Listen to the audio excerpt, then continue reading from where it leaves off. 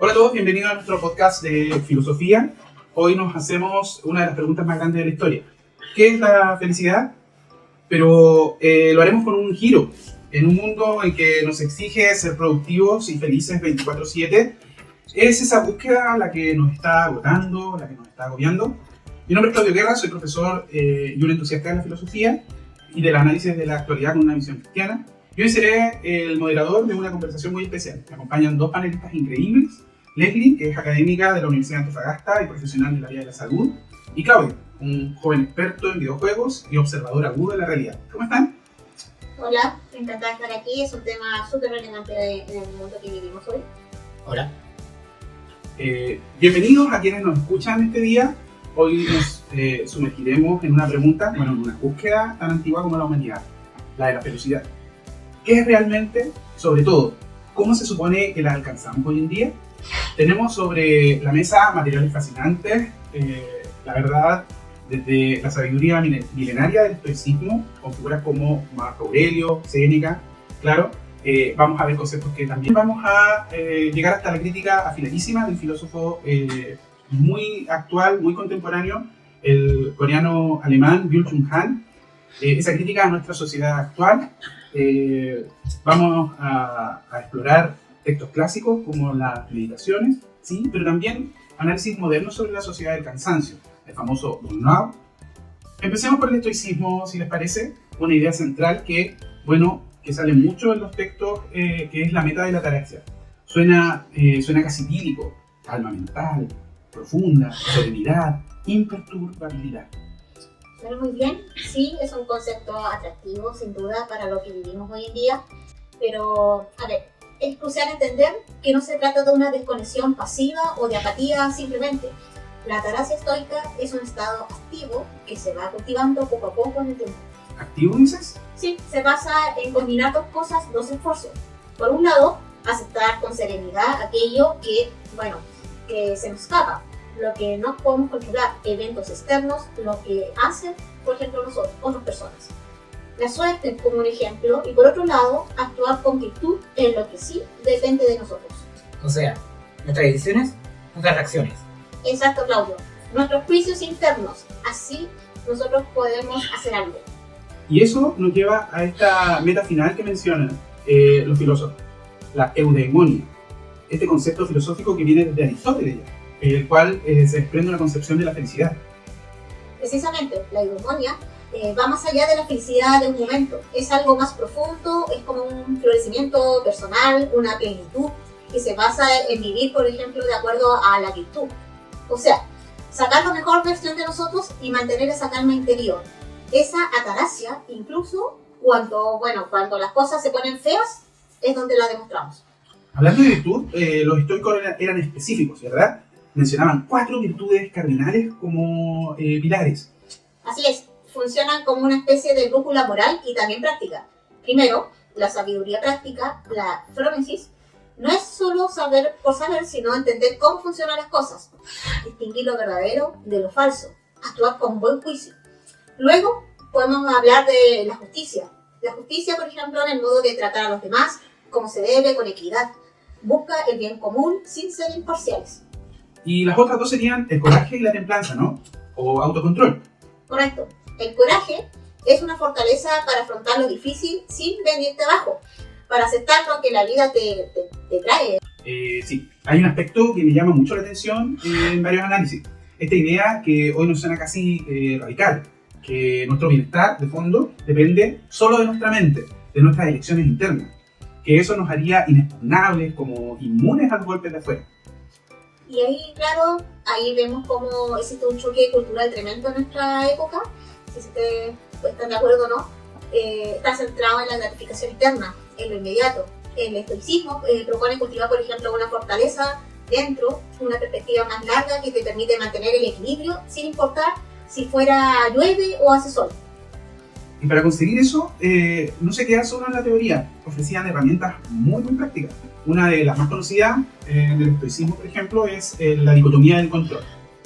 Suena un poco técnico la palabra, eso sí, pero su aplicación es muy sencilla, puede ser directa y liberadora incluso encontrando la verdad. Consiste simplemente en aprender a distinguir qué está bajo nuestro control y qué cosas no. El ejemplo típico lo podemos ver en un taco vehicular, que lo deja muy claro, ¿les parece? Ajá, sí. El taco en sí no lo puedes controlar. Lo que sí puedes controlar es tu reacción, cómo tú te sientes en el aquí y ahora. Puedes hundirte, por ejemplo, en la frustración de no seguir avanzando, enfadarte con otro conductor. Vemos mucho esto en la noticia, que se golpean los conductores en los tacos.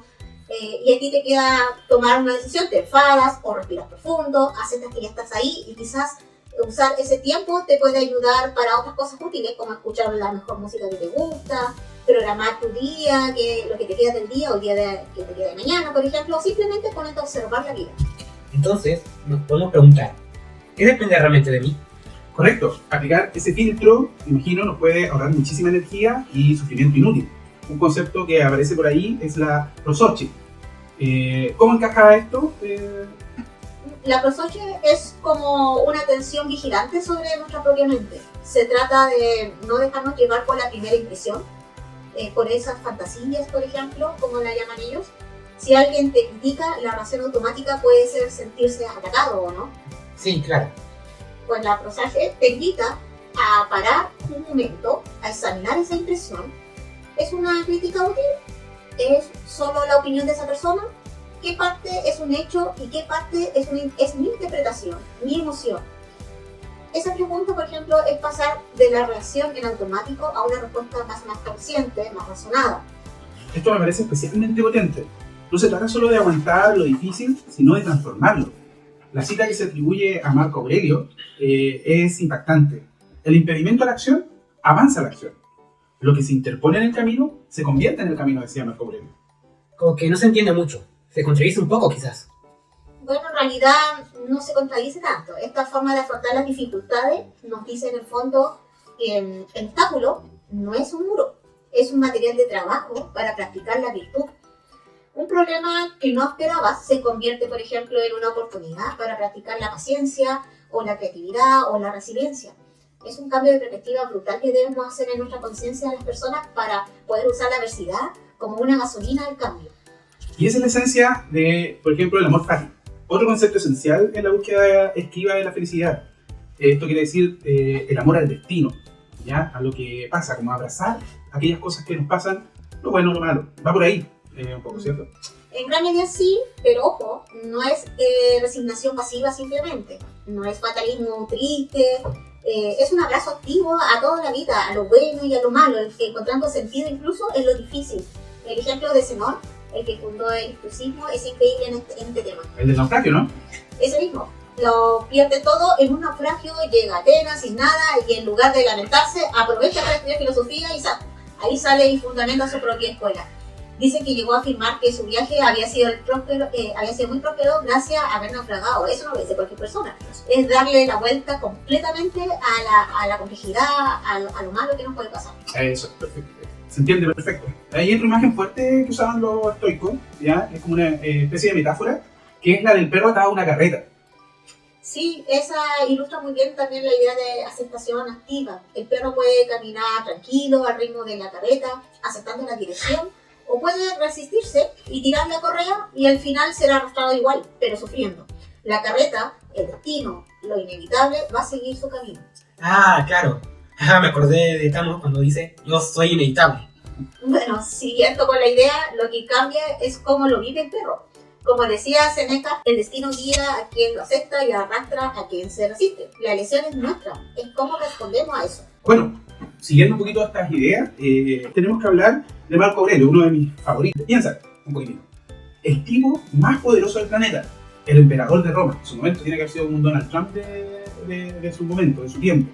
Tenía todo el poder del imperio más grande del mundo en ese minuto. Y su mayor preocupación era cómo ser una buena persona. Eso se ve clarísimo cuando uno va leyendo el libro Meditaciones de Marco Aurelio. Totalmente. Y no tuvo nada fácil.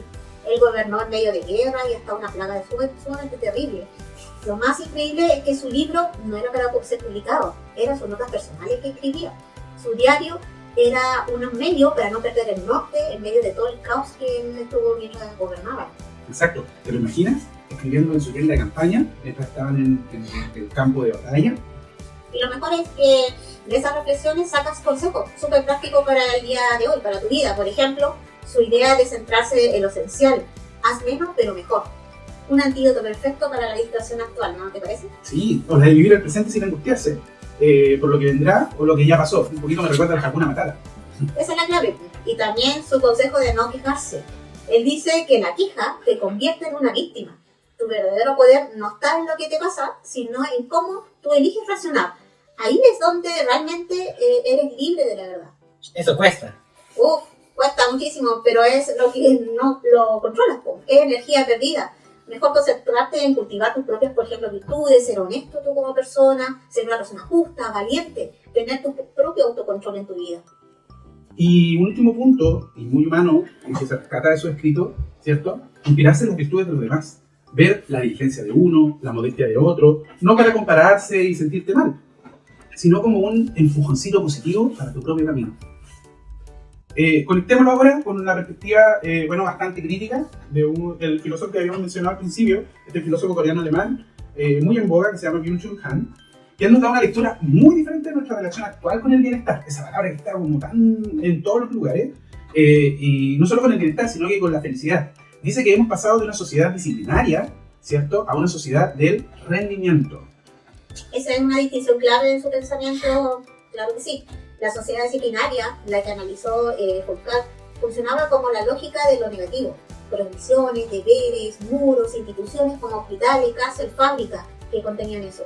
El lema era, no debes o no puedes. La sociedad de rendimiento, en cambio, opera bajo el signo de la positividad. ¿La positividad? ¿Cómo? Pues con el poder ilimitado, Claudio, de su Wake Up, no sé si se dice bien o no. Yes we can, decía Yes, we can. Obama. Así. Ya no hay tantas barreras, por ejemplo, externas, Claudio, sino una presión que hemos utilizado para auto-optimizarnos, para tener, por ejemplo, siempre la iniciativa, para poder motivarnos constantemente, pero eso sí a un alto costo. Ah, me acuerdo. Que el otro día me decías que a veces somos nuestro propio explotador. Exacto. El ser humano, sí, correcto, como tú dices, el ser humano moderno de nuestra sociedad occidental, más en los contextos neoliberales como el de nuestro país, se autoexige hasta el agotamiento. Busca maximizar su productividad y obviamente de esa forma como también maximizar su felicidad. Y lo fascinante es cómo conectamos todo esto con las enfermedades típicas de nuestra época. Si la era anterior, por ejemplo, una rama de la salud, la inmunología, se definía por luchar contra los nuevos virus que van mutando constantemente y la bacteria, generando enfermedades, por ejemplo, que pueden llevar a la negatividad. Nuestra era se caracteriza más por enfermedades neuronales. Tenemos la depresión, el riesgo suicida como segunda causa de muerte a nivel mundial. Y la segunda causa de muerte también dentro de la adolescencia, a tu edad, Claudio, entre los 15 y 19 años. El TDA, que es el trastorno, ¿cierto?, de déficit atencional con hiperactividad, el trastorno del límite. Y sobre todo, por ejemplo, donde se evalúan a las personas que tienen como más relevante enfermedades de su salud mental, es el desgaste que sufren los profesionales, lo que se llama el burnout, estar quemado.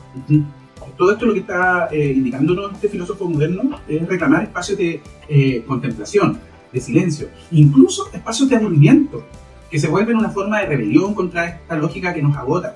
Byung-Chul Han también es muy crítico de algo súper común hoy en día que se dice que es la multitarea, el multitask. Y uno de los puntos más provocadores de la crítica de Byung-Chul Han es la obligación de ser feliz. Dice, sostiene que la felicidad se ha convertido en un imperativo del sistema neoliberal. El mandato ya no es hacer obediente, como en el caso del tiempo de Foucault, sino el mandato de hoy es ser feliz. Y así la felicidad se transforma en un factor de producción, por lo que hablábamos anteriormente. Un capital emocional que tenemos que gestionarlo para rendir más y cada vez. Es decir, cada vez es más fuerte, ¿les parece? Sí, lo es. ¿Y qué consecuencias tiene esa supuesta obligación? ¿Por qué suena raro que tener que ser feliz sea un problema? Pues las consecuencias son profundas, Claudio. Según este filósofo, primero privatiza y psicologiza el malestar social. Si alguien no es feliz, y esto es bien cierto, se interpreta como un fallo de él, de la persona. Falta de actitud positiva muchas veces le dicen, o incluso como que se le cuestiona una mala gestión emocional. En lugar de preguntarse si las condiciones de trabajo, la economía o la sociedad son injustas. Exacto, y eso lo dice Hans. Fomenta la depresión, por ejemplo, individual en lugar de la acción colectiva para cambiar las estructuras. Segundo, cosa que él dice, está la búsqueda constante de la positividad, que nos distrae de los problemas reales, nos vuelve más dóciles. Y tercero, y finalmente, una de las cosas que él habla principalmente es que banaliza la felicidad misma. ¿La banaliza? Sí, al intentar eliminar cualquier sombra, cualquier dolor, que nos quedamos con una versión muy superficial del bienestar, un simple confort, sin profundidad. Tenemos entonces dos enfoques, ¿ya? Súper potentes, ¿ya? Por un lado, hemos visto harto del estoicismo, ¿cierto? Buscando la serenidad, la virtud dentro de nosotros frente a la adversidad. Y por otro lado, la crítica que hace este filósofo moderno, Byung-Chul Han, alertándonos sobre cómo la sociedad moderna, el rendimiento y la positividad nos empuja al agotamiento, a la autoexplotación disfrazada de libertad y felicidad. ¿Cómo hacemos dialogar esto? ¿Se contradicen o se pueden complementar? ¿Qué piensas, Leslie? Esa es la gran pregunta que surge de todo esto, ¿verdad? Por un lado, es innegable que las herramientas estoicas, la dicotomía del control, manejar las impresiones, mismo amor fati, siguen siendo súper relevantes para gestionar el estrés, la ansiedad de nuestro mundo. Sí, pero bastando en fortalecer la ciudad del interior, si la presión de afuera, esa que describe Han, es tan sistémica y tan fuerte, la presión por rendir, por ser siempre positivos, por optimizar cada minuto. Ahí está el punto de la cuestión. Quizá la clave no sea elegir una u otra, sino integrarlas críticamente. Ese conocimiento de la diversidad es crucial, para no caer también en la trampa esta de imponer un único modelo de felicidad, ¿ya? Sobre todo uno basado en el rendimiento y la positividad a toda costa. Esa diversidad que se ve hoy día tan reflejada en nuestro mundo. Bueno, por ejemplo, Claudio, en tu caso, tú eres consciente de que como persona tú eres alguien neurodiverso, ¿cierto? Y hemos estado hablando de la felicidad desde distintas perspectivas, por ejemplo, como calma, como control, como una presión social también. Pero me gustaría escucharte un poquito cuál es tu visión para ti. ¿Qué es la felicidad? ¿Es algo que se parece a lo que decían estos filósofos o es algo totalmente diferente? ¿Cómo la vivencia? No pienso mucho en si soy feliz. Me gusta cuando estoy tranquilo haciendo mis cosas como jugar Pokémon o ir al gimnasio. No me gusta que me interrumpan. La gente parece necesitar hablar mucho o estar con otros para ser feliz. Pero a mí no es así. La felicidad es que no haya mucho ruido, que la gente no me hagan preguntas que no entiendo. Quizás es como decía uno de los filósofos del principio, que no te molesten, en calma, sin perturbaciones y a estar sin estrés. Bueno, igual es súper interesante, Claudio, lo que tú mencionas. La tranquilidad, la concentración en lo que te gusta, la ausencia del estrés o del ruido social, ¿ya? Se conecta mucho con la idea de la ataraxia, que hablábamos al inicio del podcast. Pero desde tu propia experiencia, Leslie, por ejemplo, ¿cómo complementa la visión de Claudio el cuadro clínico que tú ves a diario, más por tú que trabajas con hartos adolescentes? Lo complementa de una forma súper crucial, porque Claudio acá nos demuestra que la felicidad no tiene una forma única. La sociedad neurotípica, que son aquellos que no tienen idea para explicar, a menudo define la felicidad con parámetros muy sociales, por ejemplo, los amigos, las fiestas, el reconocimiento público. La perspectiva que nos está mostrando Claudio hoy nos recuerda que el bienestar puede ser algo mucho más interno, más personal. Bueno, hemos viajado hoy día, como hemos hecho un viaje súper rápido, pero también bien extenso, desde la antigua Roma, con esa búsqueda estoica de la serenidad interior, hasta la crítica aguda de Byung-Chul Han a nuestra sociedad del cansancio contemporáneo. ¿Ya? Hemos visto la felicidad como calma, como virtud, como aceptación, pero también como una posible trampa, una exigencia que nos puede terminar agotando. Creo que ahí está lo central de esta conversación. Y esto nos deja con una última vuelta de tuerca, quizás inspirada en cómo Marco Aurelio usaba sus meditaciones, no como un libro para los demás, que era su diario privado, ¿cierto? Y la pregunta final que nos queda flotando es, si en vez de perseguir la felicidad como si estuviéramos en una cuerda floja, como otro indicador de éxito social, nos enfocamos más en cultivar esa ciudad del interior. Es una buena pregunta para seguir dándole vuelta, ¿no les parece? Así es. Bueno, nos quedamos con ella, con esta pregunta en la mente, y nosotros ya nos estamos despidiendo, ¿cierto? Así que le decimos a todos los que nos escuchan, adiós, cuídense. Chao. Muchas gracias por escucharnos.